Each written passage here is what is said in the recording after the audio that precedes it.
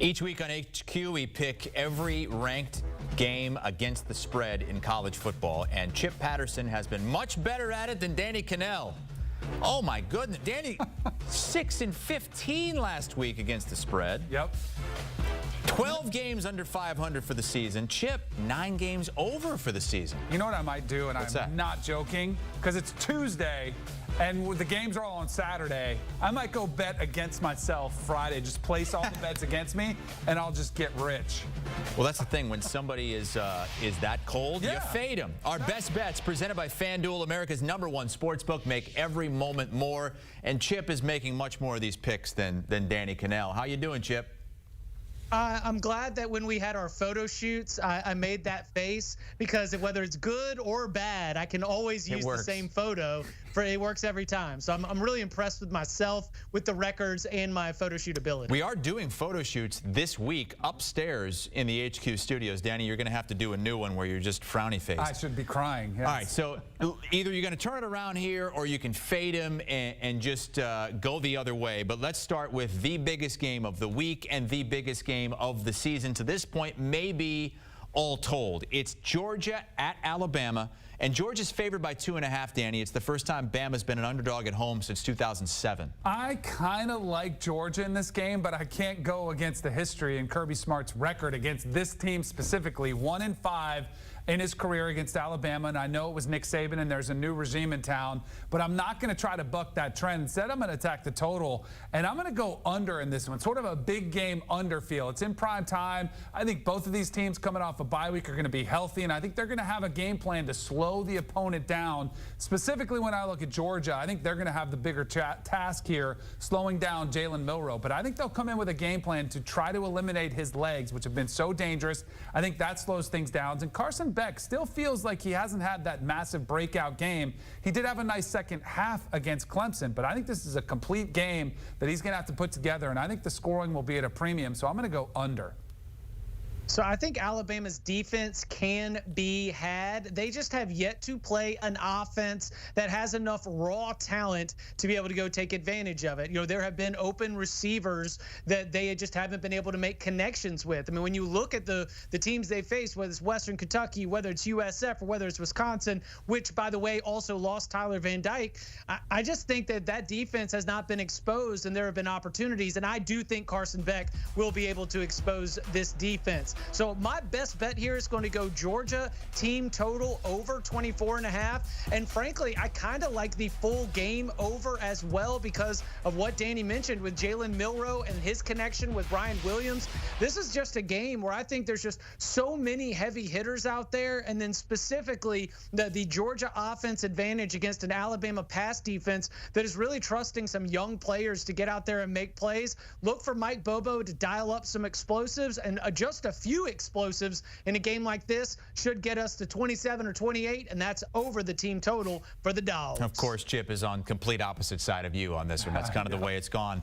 By the way, Georgia 49-2 in their last 51 games. Those 2 losses to Alabama. That's the only top 5, top 10 showdown of the week, but we do have 3 other ranked-on-ranked matchups, including one that's kind of under the radar here. It's Louisville at Notre Dame, and Notre Dame's favored by 6.5, Chip. Louisville's kind of the forgotten contender in the ACC. Yeah, they finally played a team with a pulse against Georgia Tech, and honestly, it was a blocked field goal returned for a touchdown that allowed Louisville to cover that spread, that made it look like maybe it was a little bit more in hand than it really was. You know, going back and reviewing that really brought some alarm bells in terms of whether or not this Louisville offense was still going to be able to score at a prolific rate, something that I kind of assume with a Jeff Brom offense. And look, he can scheme it up with the best of them, but this Notre Dame defense is nasty, and you know that playing at home, they're going to be relying on that group to be able to stifle a Cardinals defense, Cardinals offense, all 4 quarters. Now, I do think that also this Louisville defense has done a really good job in terms of the pieces that they brought back have been able to hit the ground running and play at a high level. So, Notre Dame's offense is not anything that's going to inspire a lot from most of the country, but I think in particular against Louisville's defense, they'll struggle as well. So I think both defenses end up being the best units on the field, and we end up going under the total. Yeah, I'm in agreement with you on that one. So we're on the same side of this one on the total. I'm going to go ahead and add another one because shoot or shoot. Why not just make a bunch of picks out here today? And I'm going to say I actually like Louisville not only with the points, I like them to win this game. I do not trust Notre Dame's offense yet. Riley Leonard still very much a work in progress as a passer. I know he was banged up earlier in the season, but he still only has one passing touchdown on the season. And I think Louisville knows that. And they'll try to turn them into force him to try to win it through the air where they have struggled. So I like the under as well. Jeff Brom also has the massive chip on the shoulder card to play in this one because they did play for an ACC championship game last year, and no one talked about them all offseason. They are still undefeated. No one's talking about them all this season. I think they go into South Bend and get the outright win. Louisville, one of 3 teams in the country that does not have a turnover yet this season. Also a night game on Saturday, 7:30 kick. It's Penn State hosting Illinois. And this is a top 20 showdown and a rematch of a game that went 9 overtimes the last time they met in State College 3 years ago. Illinois beating Penn State 20-18 in 9 overtimes. This is not a whiteout, but James Franklin says he needs whiteout energy in the building. This is a huge spread against a team that's beaten 2 ranked teams already, Danny. Yeah, give me that big white out energy is what he's saying. I'm going to go ahead and I'm going to lay the points here with Penn State. I think this team is exactly where they need to be. And it's not to say that Illinois is fraudulent, but I do think some of those wins may not look as impressive Kansas at certainly the end doesn't. of the season. No, exactly. That team has lost since then to West Virginia this past weekend. And it was good. And Luke Altmaier has been spectacular, but he has been protected. 10 touchdowns, 0 interceptions. That's the difference in this game. Luke Altmaier had 4 interceptions against this Penn State team last year when he was at home, this time in a much harsher environment. I think Penn State, Tom Allen, their defensive coordinator, will dial up some pressures for him. And I think the new look offense, which we've seen from Penn State, they have been more explosive. I think they're able to score against this Illinois defense. So I'll lay the big number here with Penn State. Oh, the real sharps out there tell you to bet the number, not the name. And I am never been confused for one of those because I only bet names. But this is a good number. Come on, give me that 17.5 with Illinois. One thing that stands out about this matchup has been the fact that this Penn State defense just suffered an injury in the secondary. Granted, KJ Winston, as we just discussed on CBS Sports Network, a little bit more of a run defender than a pass defender. But still, you look at the Bowling Green game, Connor Bazelak was able to move the ball through the air. You look statistically at what Penn State has done, admittedly in a small body of work, they've been better against the run than against the pass. And what Illinois has with that, 1-2 punch of being able to have Pat Bryant on one side and Zach Franklin on the other, this is the best wide receiver tandem that this Penn State defense has had to face. And so I think that Illinois is going to have enough success offensively to be able to hang inside this game. And the more that I've talked about it over the last 4 hours, I would also maybe lean with the over as well. But my best bet is with ILL and covering that 17.5. Don't have any L's yet this season. 4-0 for the first time in 13 years are the Illini. Let's go to a top 25 matchup that lost some shine because of how both of these teams played last weekend. Oklahoma State is at Kansas State, and the spread's 5.5 in favor of the home team.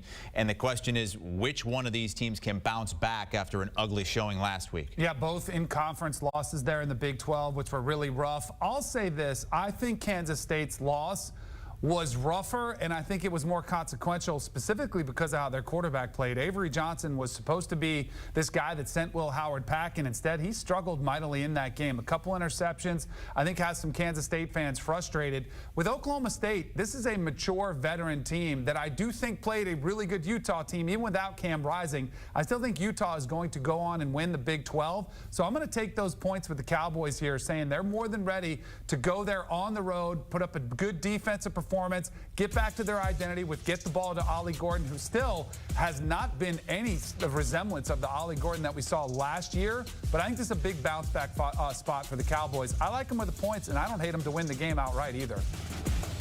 I mean, big yuck for me. All right, guys. I mean, this is just like the Oklahoma State's offense is fundamentally broken. I mean, that is a Cowboys group that has been nothing like what we expected. They brought everybody back, and they can't do anything well. The season is on the line you've got a Utah team on its backup quarterback, and you can't even threaten in that game. A couple of real lipstick on a pig situation with those late scores to turn 22-3 into 22-19. I mean, incredibly disappointing performance from Oklahoma State, and really disappointing from Kansas State as well. Absolute implosion on the road in Provo. I have zero trust in these quarterbacks. I have zero trust in these offenses. The only thing that I look at here that I'm attracted to at all is to be able to take the full game under, because these are two teams that we had very high Big 12 title, maybe college football playoff participant expectations for.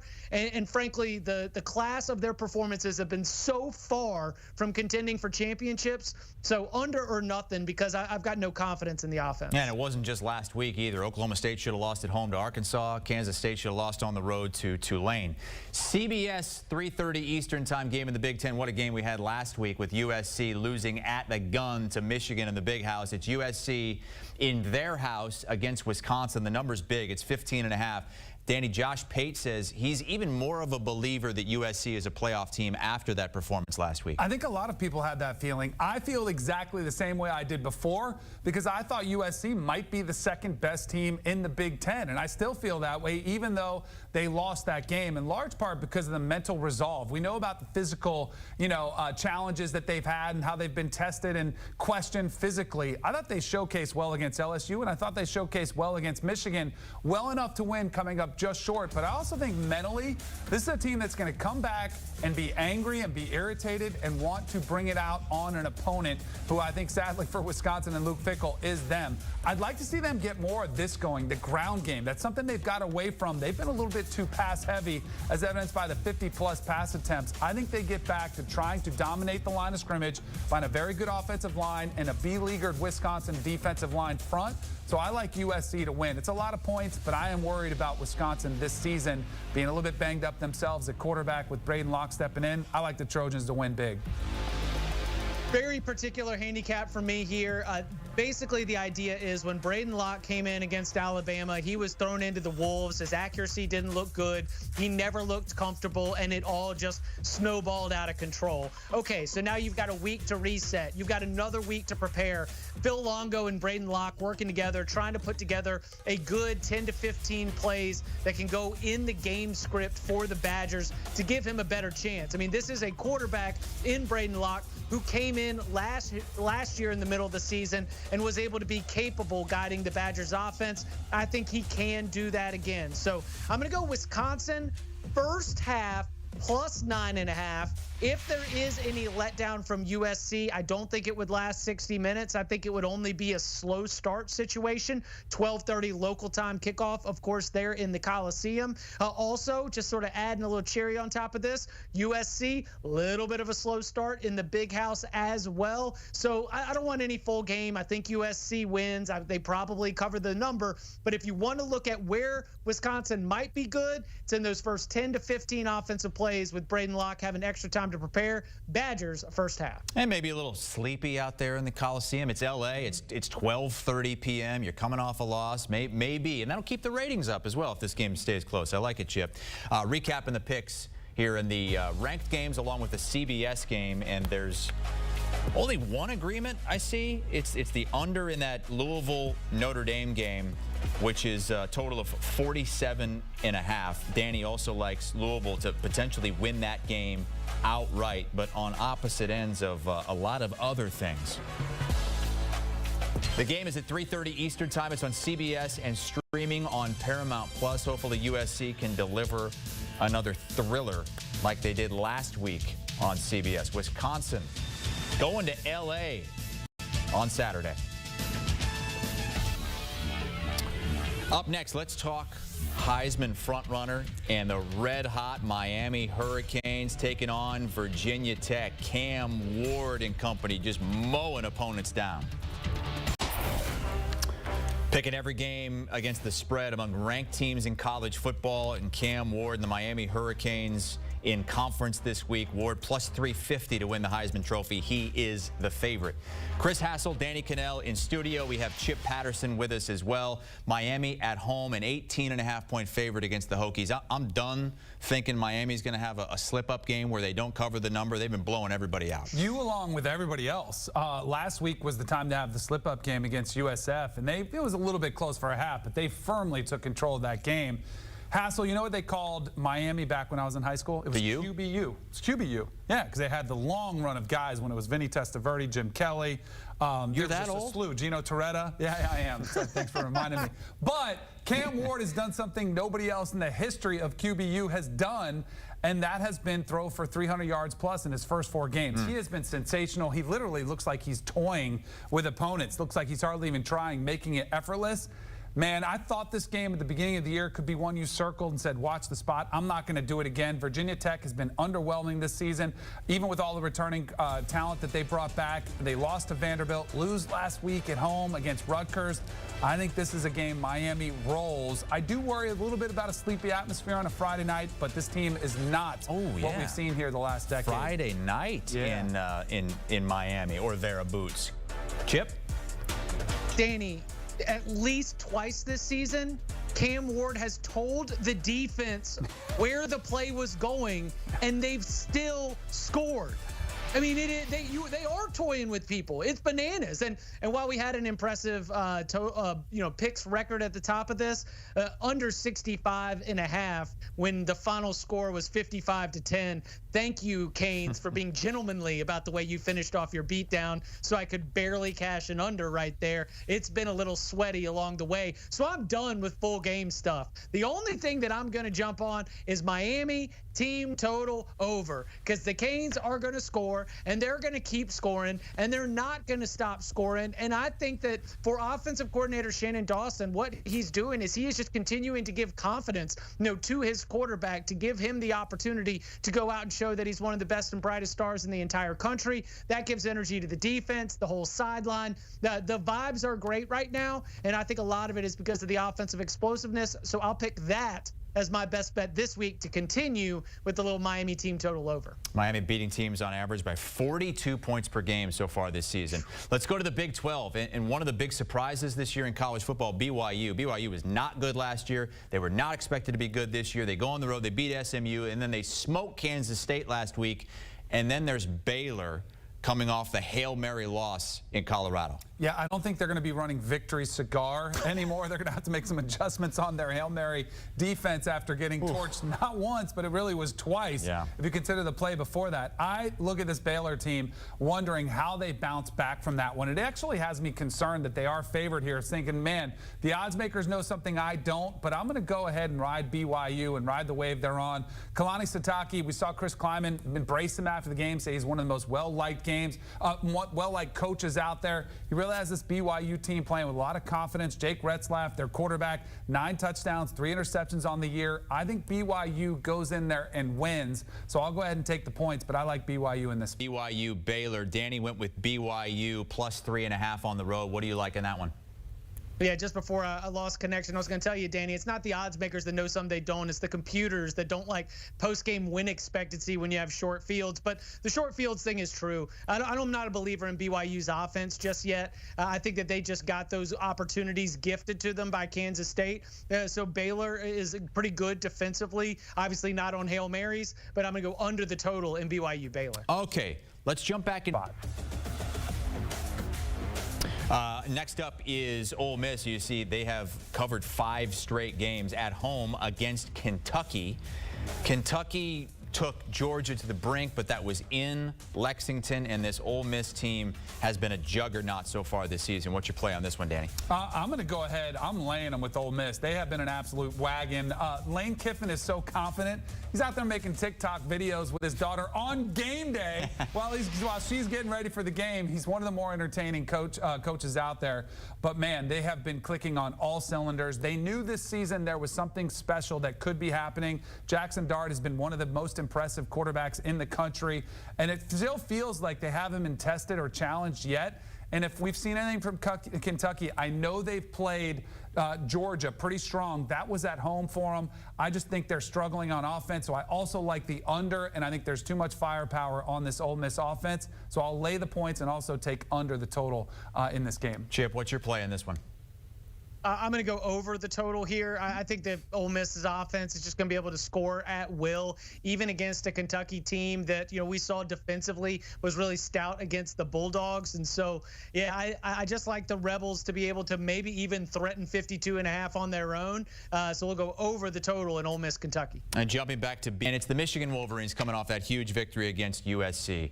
What can Michigan do? They can run the football. That might be all they can do. And they're facing a team in Minnesota that kind of played a Michigan-like team last week in Iowa. They can't throw the ball downfield. And Iowa Chip rushed for nearly 300 yards against him, won by 17 in Minnesota. Yeah, Chris, I don't need to tell you. I don't think this Minnesota team is very good. I think that Michigan is going to have a lot of success running the football. I think we're going to continue to see Michigan take the same kind of game plan that Iowa had and have even more success, even though I think Caleb Johnson might be the best running back in the entire Big Ten. Khalil Mullings is clearly nothing to sneeze at. So I've got Michigan winning this one big. I think 9.5 is a line too little situation. I would run the slider all the way up to 13.5. I think that it was a big confidence boost for the quarterback, for the offense, for Michigan football program as a whole to win that game last week. I think the good vibes keep rolling. Yeah, I kind of lean that way. I also went under here, and it's a low total, 38.5. But I also wonder, is there a hangover effect from Michigan? I can't imagine the atmosphere is going to be quite as elevated as it was for that USC game, a game that was highly anticipated, such an emotional high, maybe a little bit of a sluggish start to this game. But I don't know how Minnesota's offense is going to put up many points, if any at all, against that Michigan defense. And we know the slow pace and the lack of a passing game for Michigan's offense. So I like under the total. All right, we're going to continue to pick games against the spread with Danny and Chip on the other side as we hit the Texas Longhorns. Not sure who's going to be the quarterback as of now in the week, but it doesn't matter, quite frankly, against Mississippi State. It is a monstrous spread, and the guys will give their plays next. How about the Southwest Classic at Jerry World in Arlington? The games are always very close, but A&M seems to win all of them. 11 of the last 12 have gone to the Aggies, including 3 overtime games. Arkansas's only win in that span was 3 years ago. That one's 3:30 Eastern on Saturday. A&M ranked 24th in the country. Chip, game time decision, Connor Wegman. How much does that play into your play in this game? Huge, because if Connor Wegman plays, I don't like my pick at all. I mean, I'm picking the Aggies to cover this spread with the idea that Marcel Reed gives Texas A&M the best chance to win. The mobility that Marcel Reed has, the way that he can create some diversity with the run game, the way that he's been able to get out and have these multiple touchdown games, one throwing, one rushing, and be able to cause some real problems for opposing defenses, I think is something that's very significant. I think that Connor Wegman has me downgrading Texas A&M's offense. And so, given the group that they have offensively, I think Reed gives them a better chance. So I'm going to take Texas A&M to cover the spread. But I will say, for those of you checking this out maybe later in the week, if Wegman does end up getting the go, this is not a green light pick for me. All I hear is waffling from Chip Patterson. I feel confident in my pick. I'm going to go with Arkansas here because of their defense. Now, I know they did have turnovers that were literally handed to them from Auburn last week with the 4 interceptions that were thrown from Hank Brown. But I think this Arkansas defense will travel. Taylon Green is kind of the X factor in this game. What version are you going to get? Because sometimes he looks like a top 5 pick. At other times, he looks like somebody like, where are you throwing with the football? And can get wildly inaccurate. But he also can run, and I think that's a game where it's Sam Pittman in this offense, and Bobby Petrino specifically as the coordinator. You get his legs more involved in this game, and when he's off the cuff, that's when he plays at his best, as opposed to sitting in the pocket. So I'm going to say Arkansas is very competitive in this game, if not does win it, in sort of a must-win situation where Sam Pittman is fighting for his coaching career. I think his team responds in this rivalry game. There are games that have tremendous implications that are incredibly untrustworthy. This is one of those games. I mean, it's one of those games. Like, it's going to be dumb. There's going to be turnovers. There's going to be special teams touchdowns. So if you smell the waffling, it's what I'm cooking in the kitchen, Danny. You're spot on. Not waffles. It's waffling for Chip Patterson. The game's always entertaining.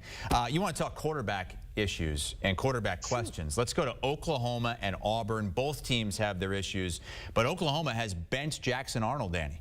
Yes, and I think it was so obvious when you watched them play that they had to make the move, and Brent Venables announced that last night, going to the more mobile quarterback who can make a little bit more plays behind an offensive line that's been struggling. But I don't think this game is as much about offense as it is about defense, and that for me is why I like Oklahoma in this spot, because their defense really did play well enough to win. And I know Josh Heupel shut things down somewhat in the second half, but I think he realized, you know what, I don't want to throw a pick six or put the ball on the ground versus a very opportunistic defense, which I think is, whether it's Peyton Thorne or it's Hank Brown, the quarterback for Auburn, I think it's going to be Peyton Thorne. They have struggled, and Hugh Freeze has even expressed those frustrations publicly to the media. I think with an offense that has more life behind the change at quarterback and a defense which travels, I like Oklahoma in this spot. Yeah, Oklahoma's defense is the best unit on the field, and I agree. I think Hawkins is going to be able to be a nice spark for the Sooners offensively, and I have been not impressed at all with what Auburn has done defensively. I think that Hawkins going up against this Auburn defense is exactly what Oklahoma needs to be able to get a little bit back in the right direction after that very disappointing loss to Tennessee. So you didn't have the moment that you wanted in your SEC opener, but hey, Oklahoma fans, it would feel pretty good to go into Jordan-Hare Stadium and come out with a victory, and I think that's what they're going to do. Yeah, Oklahoma got a top 10 Tennessee team for their welcome to the SEC, while Texas gets one of the worst SEC teams we've seen in a while in Mississippi State, and that's why this spread is 38.5. Danny, does it even matter who starts at quarterback for Texas? No, and I think even if it's Arch Manning, I think he'll be more comfortable in his second start, and man, the Mississippi State news just got worse. Losing Blake Shapen, it's Michael Van Buren. They're not very good. Lay the points with Texas. Yeah, so we had, was it ULM at 44.5 and Mississippi State at 38.5. The odds makers are telling you there's a 6-point difference between Mississippi State and ULM. Yuck.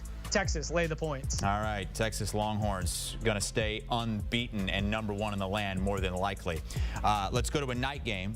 The first of the night games we've talked about. Iowa State is nearly a 2-touchdown favorite at Houston. And Houston this season only averaging 13 points per game, Danny. Yeah, that's 129th in the country. That's why I like the under. Perfect graphic to showcase why I think this is going to be a lower scoring affair. Their defense has actually played pretty tough. I know Oklahoma has struggled offensively, but they did hold them to 16 points in that game. But I think this is Iowa State's defense will dominate a Houston offense, which is really struggling. I think Iowa State will cruise to victory. It's a little bit bigger number than I'd like to tackle there, so I'll just take the under. Oh, I'll lay it. I mean, Iowa State's had, Arkansas State comes kind of limping in. They absolutely pound them. Houston comes limping in. I think they pound them here as well. So I like Iowa State, and I like laying the 13.5. If this thing drifts up too high, maybe I'll back off, but I like it at this number. Cyclones haven't started 4-0 since the year 2000.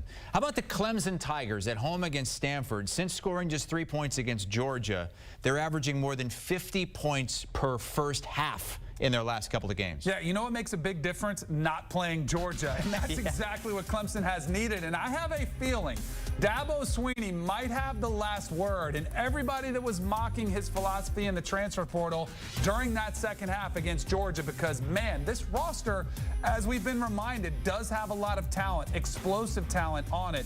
And I think that's going to be showcased. I know Stanford played Syracuse, beat them on the road. It was a really nice start for the season.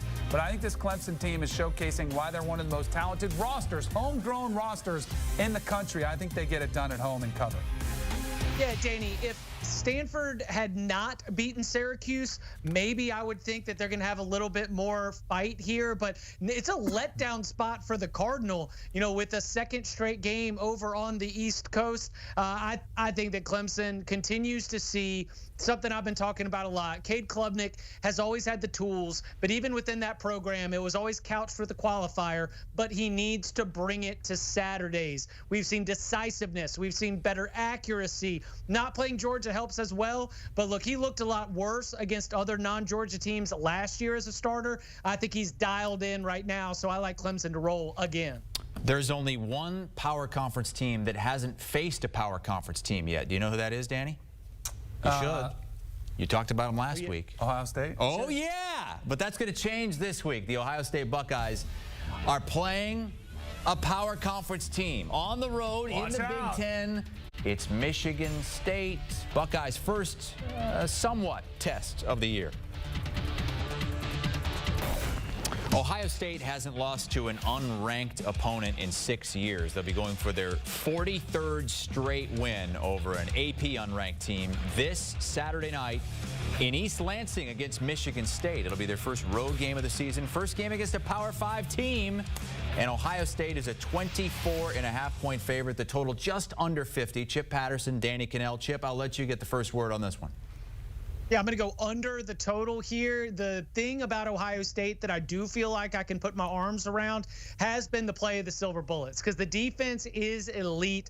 They are so experienced. They are so talented. And I think that even if there is a case of maybe that Ohio State offense facing a team with a pulse in Michigan State, going on the road, leaving the friendly confines of the shoe, maybe they are a little bit slow to start. Sure, I'll take that into consideration. But I do not think that Aiden Childs is going to be able to have success against the Buckeyes. So give me the under in the game, mostly riding the strength of Ohio State's defense. Oh, that Aiden Childs, though, he has an absolute cannon for an arm. Unfortunately, sometimes it goes to the other team, but I think this is a backdoor cover type situation.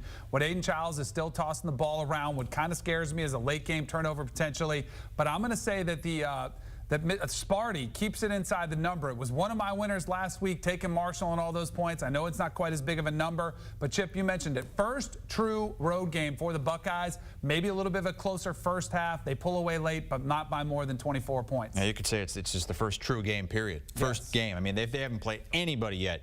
Let's go to a 7:45 kick. South Alabama is at LSU. South Alabama's a weird team. They lost their first 2 games as favorites. Then they hung 87 on somebody. Then they blew out App State, Danny. Yes, and they have one of the better scoring averages, obviously helped by that 87 points in one game, but they are 9th in scoring on the season as well. And LSU, I would say their defense, which has been better than last season, it's still by no means world beaters out there. And the loss of Harold Perkins, I think, is only going to add to some of their troubles. And I do think LSU's offense will put up points too. So I'm going to take the over in this game. I think this one could get a little bit wild, a little bit wacky. I think maybe LSU has to keep scoring to make sure there's a comfortable lead. It's too big a number for me to trust with LSU, so I'll just take the over. Let the children sing. All right, so Danny is spot on, because I don't think LSU's defense has taken some huge step forward. And while they calmed things down, they still had UCLA get out there and have that game tied 17-17. I think LSU's offense can go put a boatload of points on this South Alabama defense. And Fluff Bothwell, yes, Fluff Bothwell is going to be out here running for touchdowns. South Alabama gets us 21-24 points. Tigers do the rest over the total. All right, let's go to the late night games. And things can get a little crazy here. Washington State against Boise State. Now, Boise State's the last team in the top 25. Washington State's the first team out. And Chip, these teams, they score a lot and they give up a lot.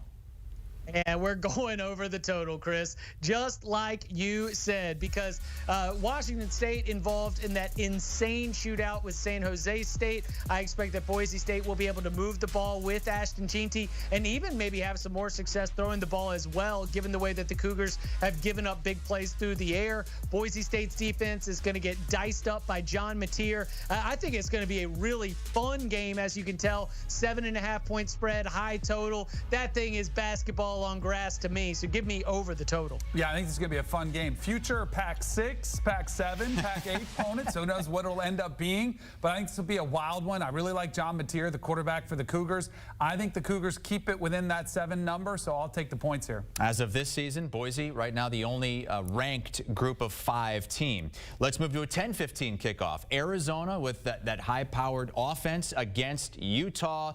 that totally shuts teams down. Cam Rising didn't play last week, and again, I mean, I feel like it's going to be up in the air every week again with him. Yeah, and I don't think you're going to get any indication from Kyle Whittingham or anybody else. I'm never listening to another player that says, oh, he looks great at practice, he's going to start.